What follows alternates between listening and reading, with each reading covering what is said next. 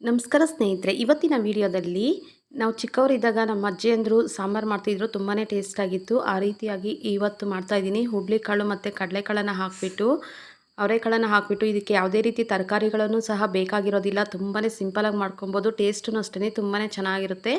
ಹಾಗೆ first time ಯಾರೆಲ್ಲ ನೋಡ್ತಾ ಇದ್ದೀರಾ ಒಂದು ಸಬ್ಸ್ಕ್ರೈಬ್ ಮಾಡಿ, ಹಾಗೆ ಒಂದು ಲೈಕ್ ಮಾಡಿ. ಈಗ ನೋಡಿ, ಮೊದಲಿಗೆ ಕುಕ್ಕರನ್ನು ತೊಗೊಂಡಿದ್ದೀನಿ. ಕುಕ್ಕರ್ಗೆ ಆ ಬಟ್ಲಲ್ಲಿ ಒಂದು ಬಟ್ಲಾಗುವಷ್ಟು ಅವರೆಕಾಳನ್ನು ತೊಗೊಂಡಿದ್ದೀನಿ. ಹಾಗೆ ಒಂದು ಬಟ್ಲಾಗುವಷ್ಟು ಹುರುಳಿಕಾಳನ್ನು ತೊಗೊಂಡಿದ್ದೀನಿ.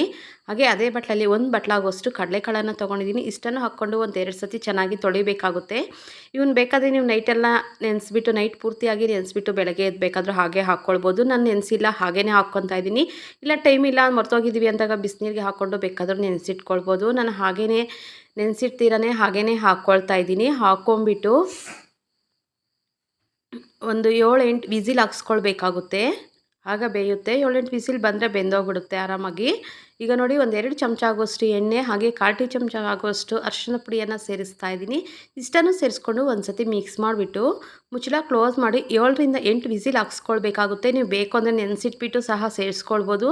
ನಾನು ನೆನೆಸಿಟ್ಟಿಲ್ಲ, ಅದರಿಂದ ಟೈಮ್ ಇಲ್ಲ, ಅದರಿಂದ ಹಾಗೇ ಹಾಕ್ಬಿಟ್ಟು ಮಾಡ್ತಾಯಿದ್ದೀನಿ. ಈಗ ನೋಡಿ, ಅದು 7-8 ವಿಸಿಲ್ ಬರೋಷ್ಟೊತ್ತಿಗೆ ಒಂದು ಜಾರಿಗೆ ಅರ್ಧ ಕಾಯಿ ಆಗೋಷ್ಟು ಕೊಬ್ಬರಿ, ಹಾಗೆ ನೆಲ್ಲಿಕಾಯಿ ಗಾತ್ರದಷ್ಟು ಹುಣಸೆಹಣ್ಣನ್ನು ಸೇರಿಸ್ತಾ ಇದ್ದೀನಿ. ಹಾಗೆ 1 ಗಡ್ಡೆ ಆಗುವಷ್ಟು ಈರುಳ್ಳಿ, 2 ಗಡ್ಡೆ ಆಗುವಷ್ಟು ಬೆಳ್ಳುಳ್ಳಿ, ಹಾಗೆ 1 ಟೊಮೊಟೊವನ್ನು ಕಟ್ ಮಾಡಿಕೊಂಡು ಹಾಕ್ಕೊತಾ ಇದ್ದೀನಿ. ಹಾಗೆ 1 ಚಮಚ ಆಗುವಷ್ಟು ಧನಿಯಾ ಪುಡಿಯನ್ನು ಸೇರಿಸ್ತಾ ಇದ್ದೀನಿ. ಹಾಗೆ 2 ಚಮಚ ಆಗುವಷ್ಟು ಮಾಮೂಲಿ ಮನೆಯಲ್ಲಿ ಮಾಡಿರುವಂತಹ ಸಾಂಬಾರು ಪುಡಿಯನ್ನು 2 ಚಮಚ ಆಗುವಷ್ಟು ಸೇರಿಸ್ತಾ ಇದ್ದೀನಿ. ಹಾಗೆ 1 ಚಮಚ ಆಗುವಷ್ಟು ಜೀರಿಗೆಯನ್ನು ಸೇರಿಸ್ತಾ ಇದ್ದೀನಿ. ಹಾಗೆ ಸ್ವಲ್ಪ ಕರಿಬೇವನ್ನು ಸೇರಿಸ್ತಾ ಇದ್ದೀನಿ. ನೀವು ಇಲ್ಲಿ ಬೇಕು ಅಂದರೆ ಕೊತ್ತಂಬರಿಯನ್ನು ಸಹ ಸೇರಿಸ್ಕೋಬೋದು. ನಾನು ಕರಿಬೇವನ್ನು ಸೇರಿಸ್ತಾ ಇದ್ದೀನಿ. ಈಗ ಇದನ್ನು ಸೈಡ್ಗೆ ತೆಗೆದಿಟ್ಕೊತಾ ಇದ್ದೀನಿ. ಕಾಳುಗಳು ಅಷ್ಟೇ ಬೆಂದಿದೆ. 7ರಿಂದ 8 ವಿಸಿಲ್ ಹಾಕ್ಸ್ಕೊಂಡಿದ್ದೀನಿ. ಅಕಸ್ಮಾತ್ ಏನಾದರೂ ಬೆಂದಿಲ್ಲ ಅಂದರೆ ಇನ್ನೂ ಒಂದು 2 ವಿಸಿಲ್ ಬೇಕಾದರೆ ಹಾಕ್ಸ್ಕೊಂಡು ಕೂಗಿಸ್ಕೋಬೋದು. ಈಗ ನೋಡಿ, ಸಾಫ್ಟಾಗಿ ಆಗಿದೆ. ಅಷ್ಟು ಚೆನ್ನಾಗಿ ಬೆಂದಿರುತ್ತೆ, ಸಾಫ್ಟಾಗಿ ಆಗಿದೆ. ಈಗ ಇದನ್ನು ಎತ್ಬಿಟ್ಟು 1.5 ಸೌಟ್ ಆಗುವಷ್ಟು ಎತ್ಬಿಟ್ಟು ಸಾಂಬಾರಿಗೆ ಸೇರಿಸ್ಕೊಳ್ಬೇಕಾಗುತ್ತೆ. ಮಿಕ್ಸಿ ಜಾರ್ಗೆ ಹಾಕ್ಕೊಂಡು ಮಿಕ್ಸಿಗೆ ರುಬ್ಕೊಳ್ಬೇಕಾಗುತ್ತೆ. ಆಗಿನ ಕಾಲದಲ್ಲಿ ಅಜ್ಜಿಯಂದ್ರು ಮಾಡ್ತಾಯಿದ್ರು. ತುಂಬಾ ಸಿಂಪಲಾಗಿ ಮಾಡ್ತಾಯಿದ್ರು. ತುಂಬಾ ಟೇಸ್ಟಿಯಾಗೂ ಸಹ ಇರ್ತಾಯಿತ್ತು.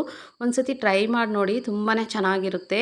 ಈಗ ನೋಡಿ, ಒಂದು ಜಾರ್ಗೆ ಹಾಕ್ಕೊಂಡು ಎಷ್ಟನ್ನೋ ಅಷ್ಟೇ ಸ್ವಲ್ಪ ನೀರನ್ನು ಸೇರಿಸ್ಕೊಂಡು ನೊಣಕ್ಕೆ ರುಬ್ಕೊಂಡು ಬಂದಿದ್ದೀನಿ. ನೋಡಿ, ತೋರಿಸ್ತಾ ಇದ್ದೀನಿ.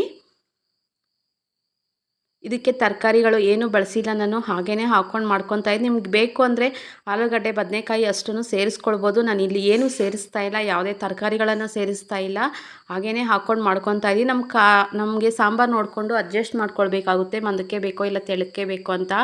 ಮುದ್ದೆಗಂತೂ ತುಂಬಾ ಚೆನ್ನಾಗಿರುತ್ತೆ, ಮುದ್ದೆಗೆ, ಅನ್ನಕ್ಕೆ. ಈಗ ರುಚಿಗೆ ತಕ್ಕಷ್ಟು ಉಪ್ಪನ್ನು ಸೇರಿಸ್ತಾ ಇದ್ದೀನಿ. ಸೇರಿಸ್ಬಿಟ್ಟು ಮಿಕ್ಸ್ ಮಾಡಿಕೊಂಡು ನಮಗೆ ಅಡ್ಜಸ್ಟ್ ಮಾಡಿಕೊಂಡು ನೀರನ್ನು ಸೇರಿಸ್ಕೊಳ್ಬೇಕಾಗುತ್ತೆ. ಇದಿನ್ನೂ ಕಾಯಬೇಕಾಗುತ್ತೆ. ಕಾದರೆ ಇನ್ನೂ ಸ್ವಲ್ಪ ಮಂದ ಬರುತ್ತೆ. ಅದರಿಂದ ಸ್ವಲ್ಪ ನೀರನ್ನು ಸೇರಿಸ್ಕೊಂಡು ಮುಚ್ಚಳ ಕ್ಲೋಸ್ ಮಾಡಿ 2 ವಿಸಿಲ್ ಹಾಕ್ಸ್ಕೊತಾ ಇದ್ದೀನಿ. 2 ವಿಸಿಲ್ ಹಾಕ್ಸ್ಕೊಳ್ಳೋದ್ರಿಂದ ಹಸಿ ಸ್ಮೆಲ್ಲೆಲ್ಲ ಹೋಗಿರುತ್ತೆ. ತುಂಬಾ ಚೆನ್ನಾಗಿರುತ್ತೆ. ಸಾಂಬಾರು ಅನ್ನೋದು ಚೆನ್ನಾಗಿ ರೆಡಿಯಾಗಿರುತ್ತೆ. ಹಸಿ ಸ್ಮೆಲ್ ಏನೂ ಇರೋಲ್ಲ, ನೀಟಾಗೆಲ್ಲ ಆಗಿರುತ್ತೆ ಸಾಂಬಾರು. 2 ವಿಸಿಲ್ ಹಾಕ್ಸ್ಕೊಂಡ್ರೆ ಚೆನ್ನಾಗಿ. ಕಾಳೇನಾದರೂ ಬೆಂದಿಲ್ಲ ಅಂದ್ರೂ ಅಷ್ಟೇ ಬೆಂದ್ಕೊಳ್ಳುತ್ತೆ, ಸಾಫ್ಟಾಗಿ ಆಗಿರುತ್ತೆ. ಟೇಸ್ಟ್ ನೋಡಿಬಿಟ್ಟು ಒಂಚೂರು ಉಪ್ಪನ್ನು ಹಾಕ್ಕೊಂಡು ಇನ್ನೊಂದು ಕಡೆ ಇಟ್ಟಿರ್ತೀನಿ, ಕಾಯ್ತಾ ಇರುತ್ತೆ. ಅಷ್ಟೊತ್ತಿಗೆ ಒಂದು ಒಗ್ಗರಣೆ ಮಾಡ್ಕೊಳ್ಬೇಕಾಗುತ್ತೆ. ಒಂದು ಸಿಂಪಲ್ ಒಗ್ಗರಣೆ ಕೊಟ್ಕೊಂಡ್ರಾಯ್ತು, ತುಂಬ ಚೆನ್ನಾಗಿರುತ್ತೆ.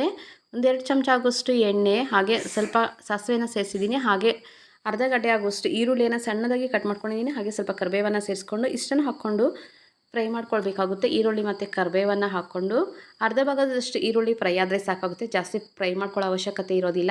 ಈಗ ಇದನ್ನು ಎತ್ಬಿಟ್ಟು, ಒಗ್ಗರಣೆಯನ್ನು ಎತ್ಬಿಟ್ಟು ಸಾಂಬಾರಿಗೆ ಸೇರಿಸ್ಕೊಂಡ್ರೆ ಆಯಿತು, ರೆಡಿ ಆಗುತ್ತೆ. ಸಾಂಬಾರು ಅನ್ನೋದು ತುಂಬಾ ರುಚಿಯಾಗಿರುತ್ತೆ, ಚೆನ್ನಾಗಿರುತ್ತೆ. ಒಂದು ಸತಿ ಟ್ರೈ ಮಾಡಿ ನೋಡಿ. ನಾವು ಚಿಕ್ಕವರಿದ್ದಾಗೆಲ್ಲ ಅಜ್ಜಿಯಂದ್ರು ಎಲ್ಲ ಮಾಡ್ತಾಯಿದ್ರು, ಅಮ್ಮ ಎಲ್ಲ ಮಾಡ್ತಾಯಿದ್ರು. ತುಂಬಾ ಚೆನ್ನಾಗಿರ್ತಾಯಿತ್ತು. ಒಂದು ಸತಿ ಟ್ರೈ ಮಾಡಿ ನೋಡಿ ಈ ವಿಧಾನದಲ್ಲಿ. ನೋಡಿ, ರೆಡಿಯಾಗಿದೆ ಸಾಂಬಾರು. ತುಂಬಾ ಟೇಸ್ಟಿಯಾಗೂ ಸಹ ಇರುತ್ತೆ, ತುಂಬಾ ರುಚಿಯಾಗಿರುತ್ತೆ. ಈ ರೀತಿ ಕಾಳುಗಳೆಲ್ಲ ಹಾಕ್ಕೊಂಡು ಮಾಡ್ಕೊಳ್ಳೋದ್ರಿಂದ ತರಕಾರಿ ಏನಾದರೂ ಇಲ್ಲ ಅಂದಾಗೂ ಸಿಂಪಲಾಗಿ ಮಾಡ್ಕೊಬೋದು. Thank you for the watching.